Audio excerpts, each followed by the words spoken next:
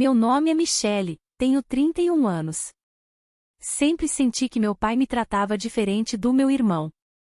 Sinceramente, seu irmão mereceu esse carro novo, meu pai disse enquanto me entregava um chinelo simples. Olhei para o par de chinelos, era um modelo bem simples e sequer estavam embalados, mas sorri como tola que sempre esperaram que eu fosse. Que legal, respondi. Então ele pode pagar suas contas este mês. Meu pai piscou. Por um instante, a arrogância escorregou de seu rosto.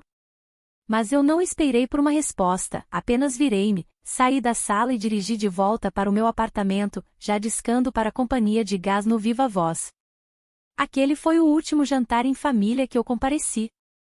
Eu vivo sozinha em uma parte tranquila de Greenville.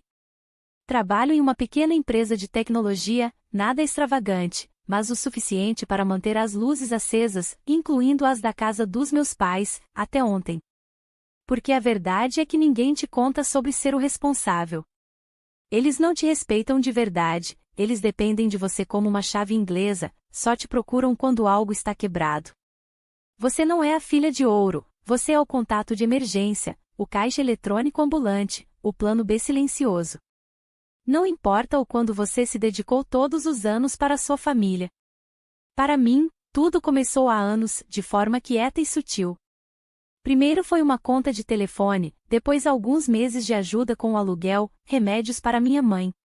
De repente, eu estava coassinando empréstimos e resolvendo problemas de internet remotamente enquanto trabalhava em meu próprio emprego em tempo integral. Mas aquele jantar de aniversário deveria ser diferente. Eu não os vi há meses. Levei uma sobremesa e um presente para minha mãe. Até me maquiei, tentei parecer mais apresentável para a família, seja lá o que isso signifique. Meu irmão mais novo, Bruno, já estava lá. Claro, ele sempre está. Nunca pontual com o aluguel, nunca trabalhando em empregos de tempo integral, mas de alguma forma ele sempre está nas selfies em grupo, sempre aquele de quem meu pai se gaba na igreja. E agora ele tinha um SUV híbrido novinho estacionado na garagem, presente deles. Você mora muito longe para vir nas festas, Bruno havia dito com um sorriso presunçoso quando entrei. Acho que você vai passar sozinho de novo este ano. Eu não disse nada. Ainda não. Esperei o jantar, esperei pela conversa forçada e desconfortável, pelos cartões de Natal que enviei e não foram reconhecidos, esperei até meu pai se levantar, erguer sua taça e brindar a Bruno por ser aquele que sempre aparece. Então vieram os chinelos. Um modelo simples e que claramente não foi comprado com carinho, pressionado em minha mão como um troféu de participação. São confortáveis, meu pai disse. Você ama descansar em casa usando chinelos, não é?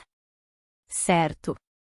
Não foi o presente que doeu, foi a matemática por trás dele. Eu pago metade da hipoteca deles, cubro seus planos de telefone. Uma vez, transferi dinheiro às 3 da manhã do banheiro de um hotel durante uma viagem de trabalho porque minha mãe disse que o aquecedor quebrou e eles não conseguiam dormir no frio. E mesmo assim, de alguma forma, eu era o invisível, até que sorri, saí e fiz uma ligação. Na manhã seguinte, as luzes da casa deles se apagaram. E é aí que essa história realmente começa. Eles me ligaram exatamente 10 horas após o apagão. Primeiro minha mãe, depois meu pai, depois Bruno. Chamadas perdidas, mensagens de voz, até um vídeo trêmulo da cozinha deles no escuro, velas tremeluzindo ao fundo como se estivessem fazendo um teste para uma sessão espírita. Eu não atendi, porque o que eles não perceberam, o que nunca se deram ao trabalho de perceber, era que a luz, o gás e a água estavam todos em meu nome desde 2020.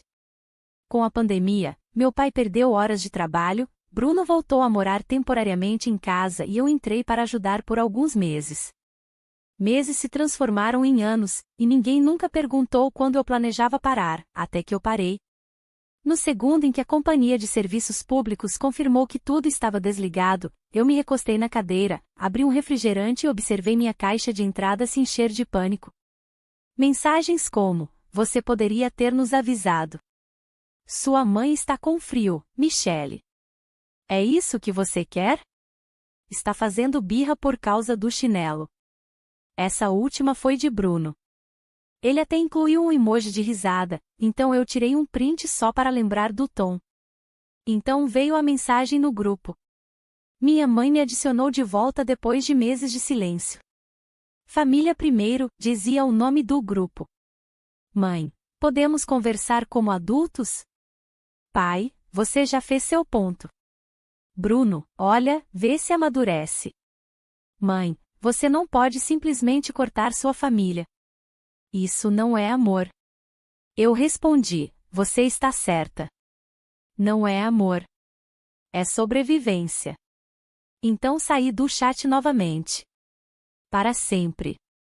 Deixe-me ser claro, isso não começou com os chinelos. Nem mesmo com o carro. Aquela foi apenas a faísca. O gás estava vazando há anos. O gás se parecia com isso, eu paguei a dívida de jogo de Bruno em 2021, $2.000. Só desta vez, Michele, ele disse. Depois descobri que ele usou parte do dinheiro para comprar ingressos para shows. Troquei o laptop do meu pai depois que ele derramou uísque nele. Nenhum agradecimento, apenas um comentário passivo-agressivo sobre como não era um Mac. Ajudei minha mãe com a cirurgia dentária, $4.000, só para descobrir que ela contou para as amigas da igreja que ela mesma cobriu tudo depois de uma economia rigorosa. E quando perdi meu emprego por 2 meses durante uma reestruturação da empresa, nenhuma ligação, nenhum como você está. Eu não disse nada na época, apenas continuei pagando as contas, continuei enviando dinheiro, só até a época dos impostos. Continuei dizendo a mim mesmo que talvez eles estivessem apenas estressados. Mas agora eles estavam com frio, com fome e confusos. E eu não ia mover um dedo até a postagem no Facebook 2 dias após o apagão. Bruno postou um story, uma foto dele e do meu pai em frente ao novo SUV, sorrindo como se nada tivesse acontecido. Legenda, ainda de pé, ainda família. Algumas pessoas são apenas amargas. Eu não tirei um print dessa, eu baixei, porque isso não era mais ignorância, era guerra. Então eu comecei a investigar. E não precisei cavar muito. Meu pai, o senhor eu pago minhas contas, estava silenciosamente desviando dinheiro de uma conta conjunta que eu abri quando eles não conseguiam entender o banco online. Não muito, pouco a pouco, 40 aqui, 90 ali. Mas somou. $4.180,80 para ser exato. E sabe como eu descobri? Porque ele acidentalmente enviou uma transferência de $600 dessa conta para uma loja de peças de carro no nome de Bruno, na mesma semana em que me disse que mal estava conseguindo se virar. Foi aí que eu soube que precisava de recibos. Então eu imprimi tudo. As transferências bancárias das contas de luz, os registros bancários onde Bruno enviou $600 para a namorada com a nota para a cabana, uma cabana para a qual eu não fui convidado. Mas não era só isso. Um mês antes, eu havia ajudado minha prima Isabel a consertar o Wi-Fi. Ela trabalha com segurança de TI. Eu disse a ela que era apenas um trabalho casual, ela me devia um favor. Pedi que verificasse se algo estranho havia acontecido em meu nome no último ano. Ela encontrou 2 coisas. Alguém tentou abrir um cartão de crédito usando o meu número de seguro social, e essa pessoa havia enviado um pedido para alterar o endereço de cobrança vinculado à internet da família. Adivinhe o nome de quem estava lá? Bruno. A assinatura do meu pai. O número de telefone da minha mãe listado como backup. Eu não estava brava. Não mais. Eu estava focada, porque se eles queriam jogar sujo, eu podia ser mais esperta. Então, montei uma pasta digital, chamei de o custo do sangue. Dentro, extratos bancários, prints de Bruno zombando de mim em mensagens de texto, e-mails do meu pai pedindo ajuda discreta, gravações da minha mãe dizendo, bem, você está melhor que seu irmão, você pode ajudar. Fotos da mesa do jantar de aniversário, minha cadeira vazia. Então enviei para mim mesmo, com cópia oculta para 3 pessoas de confiança. Fiz 2 cópias de segurança, em USB e na nuvem. Eu não ia publicar aquilo. Ainda não. Primeiro, eu precisava ter certeza de que eles vissem que estava chegando. Então, a casa perdeu o aquecimento completamente porque o gás foi cortado e o proprietário se recusou a consertar a fornalha quebrada sem pagamento. Eles não tiveram escolha a não ser me ligar novamente. E desta vez eu atendi. A voz do meu pai estava tensa, controlada. Ele começou com: Michele, acho que todos nós exageramos. Eu não disse uma palavra. Ele continuou: tem sido um inverno difícil. Seu irmão, ele tem passado por algumas coisas. Ele está se esforçando ao máximo. Foi então que eu disse: bom, então ele pode pagar suas contas este mês. Ele fez uma pausa, depois perguntou: o que você quer de nós? Respondi calmamente: nada. Apenas retribuindo o favor. Vocês me trataram como um plano B, eu estou tratando vocês como uma nota de rodapé. Então desliguei. Naquela noite, entrei online e comecei algo novo, um blog. Título: Minha família deu um carro ao meu irmão e um par de chinelos para mim, então eu cortei a energia. Subtítulo: Um guia para estabelecer limites quando o amor é uma transação unilateral. Não era vingança, era libertação. E eles ainda não tinham visto o pior. Eu apareci no jantar de aniversário da minha mãe exatamente às 18 horas. Nada de extravagante nas minhas mãos, apenas uma garrafa de vinho barata e um envelope branco simples. Sem anúncio, sem aviso. Eles não esperavam por mim. Depois de tudo que aconteceu, provavelmente assumiram que eu estava fora de suas vidas para sempre. Mas eu não estava lá para reconciliação, eu estava lá para terminar as coisas adequadamente, para garantir que eles vissem como era realmente me perder. Meu pai abriu a porta com uma cara de quem tinha acabado de receber uma notificação de auditoria. O que você está fazendo aqui? Ele perguntou secamente. Eu sorri. Celebrando a mamãe. Ou aquele convite era só para a família de verdade de novo? Ele se afastou, rígido. Sem abraço, sem conversa amigável. A sala de estar estava cheia, mamãe, Bruno, até minha prima Lola, que sempre ria quando alguém era humilhado. A mesa estava posta, as decorações estavam no lugar. Parecia normal, por enquanto. Coloquei o envelope gentilmente no centro da mesa. Bruno apertou os olhos para ele.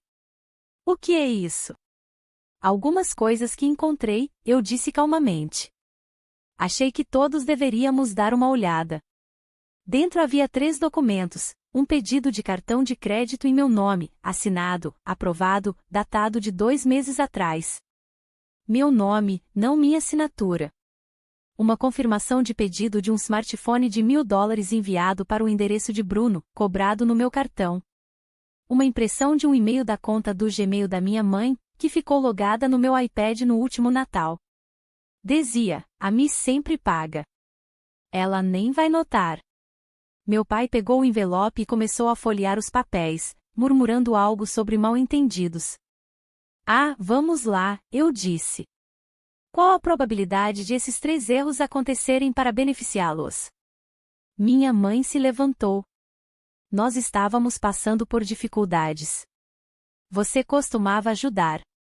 O que mudou? Olhei nos olhos dela. Eu parei de fingir que isso era família. Isso é o que mudou. Então deslizei outra folha pela mesa, um print do meu banco, cortesia de um antigo colega da agência que eu costumava gerenciar. Uma transferência de $500 para uma loja de peças de carro no nome de Bruno. Da minha conta. Bruno empalideceu. Eu achei que era seu cartão reserva, ele gaguejou. Eu ia te pagar de volta. Quando? Antes ou depois de comprar aquele PlayStation? Ele se calou. Minha mãe se sentou como se suas pernas tivessem falhado. Meu pai olhou fixamente, mandíbula tensa, punhos cerrados na mesa, como se ainda achasse que tinha vantagem. Não tinha. Peguei meu celular. Vocês reconhecem este número? Era o da minha mãe. Apertei o play em um voicemail para minha seguradora, onde ela fingia ser eu. Ela estava tentando atualizar minha apólice, adicionar novas receitas, mudar o endereço, até mesmo adicionar Bruno como dependente. Olhei para ela. Você não achou que eu notaria? Ela balançou a cabeça, em silêncio. E você? Virei-me para meu pai. Ainda quer me dizer que não tocou naquela conta conjunta? Sem resposta. Então Bruno finalmente explodiu. Isso é insano. Você está acabando com a família por causa de algumas contas e um telefone? Sério? Não, eu disse. Eu estou acabando com isso por causa dos anos em que vocês fingiram que eu era apenas um recurso. Vocês mentiram. Vocês roubaram. E agora estão ofendidos porque eu percebi. Peguei um último documento. Nem era oficial, apenas uma anotação manuscrita, uma lista de verificação da cozinha deles, intitulada Maneiras de Reduzir a Dependência de Michelle. Tinha 5 itens. Número 3. Começar a passar as contas para o nome dele lentamente. Ela não vai notar. Um silêncio caiu sobre a sala, frio e denso. Ninguém disse nada. Bruno saiu para a varanda. Minha mãe cobriu o rosto. Meu pai apenas olhou para a parede, como se ela pudesse oferecer uma fuga. Então meu pai olhou para mim, voz baixa. Você está tentando nos destruir? Dei um passo à frente, calmo e lento. Vocês me destruíram pedaço por pedaço, conta por conta, mentira por mentira. Eu só estou retribuindo o favor de uma vez. Virei-me e caminhei até a porta. Mão na maçaneta, fiz uma pausa. Ah, e fique com os chinelos, pai. Você vai precisar de algo confortável quando o resto das contas vencer. E então eu saí. Eu não fui para casa depois do jantar. Nem sequer fui para o meu apartamento. Eu dirigi. Sem GPS, sem destino, apenas a estrada aberta e o tipo de silêncio que só se consegue quando algo grande dentro de você finalmente morre. Acabei em um hotel 2 cidades depois.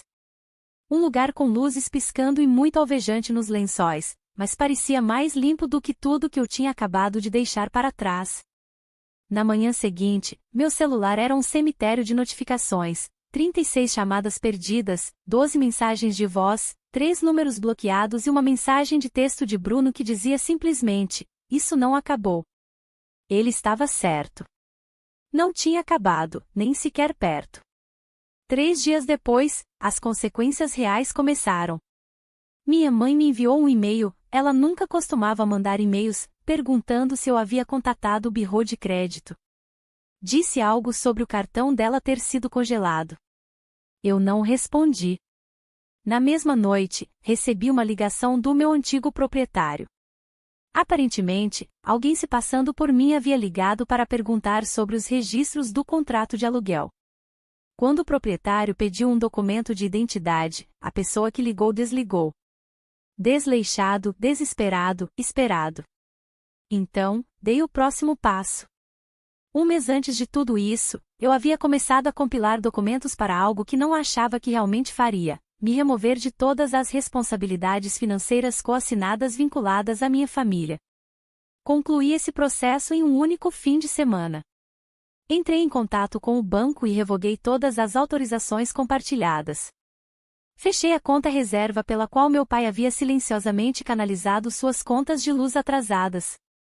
Cancelei o débito automático da internet e da eletricidade deles novamente. Então, entrei em contato com meu contador. Havia um fundo fiduciário, não muito, alguns títulos, alguns pequenos investimentos que eu havia feito anos atrás, quando ainda pensava na aposentadoria. E até agora, minha família estava listada como beneficiária secundária. Isso mudou.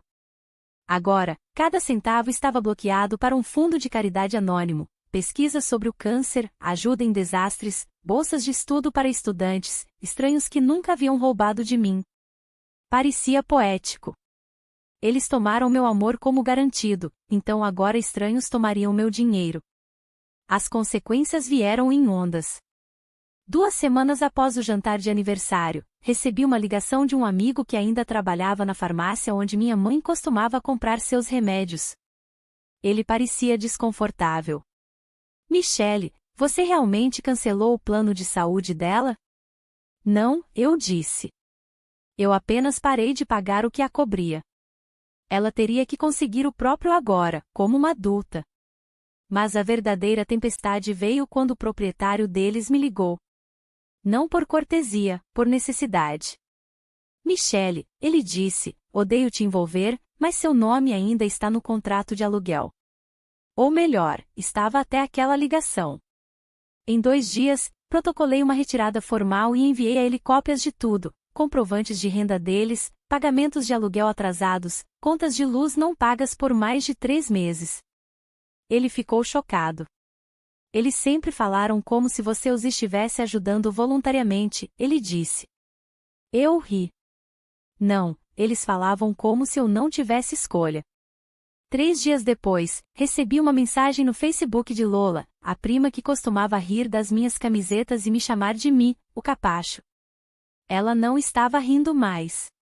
Ela enviou um print de um bate-papo em grupo do qual eu não fazia parte. Bruno havia postado uma foto do carro dele, vendendo esta semana. Preciso de dinheiro, me mandei mensagem. Abaixo, havia respostas como, o que aconteceu com o emprego? Achei que sua irmã pagava tudo. E uma da própria Lola, acho que o banco da Michele fechou. Eu não respondi, apenas olhei para a tela. Deixe que eles se atacassem. Mas a parte mais satisfatória foi a mensagem de voz do meu pai. Chegou às 2h13 da manhã. A voz dele soava como lixa e uísque. Michele, ele arrastou as palavras. Você acha que é algum tipo de heroína agora? Você acha que pode simplesmente apagar o sangue? Que pode ir embora como alguma vítima justa? Ele fez uma pausa. Então veio a frase que me disse tudo. Você deveria ter ficado quebrado. Era isso. Essa era toda a verdade.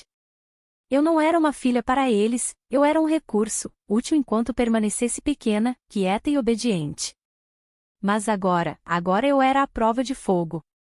Mudei-me dentro de um mês, não apenas para um novo apartamento, mas para uma nova cidade, vida nova, sem endereço de encaminhamento. Meu novo contrato de aluguel estava em nome de um pseudônimo. Até configurei minhas contas de luz através de um provedor terceirizado que mascarava a propriedade. Eu não estava me escondendo, eu estava me protegendo. Comprei um segundo telefone, o original deixei desligado em uma gaveta, um túmulo para cada contato que alguma vez me viu como uma ferramenta em vez de uma pessoa. E só porque eu não consegui resistir a um último toque, enviei uma carta, escrita à mão, sem remetente.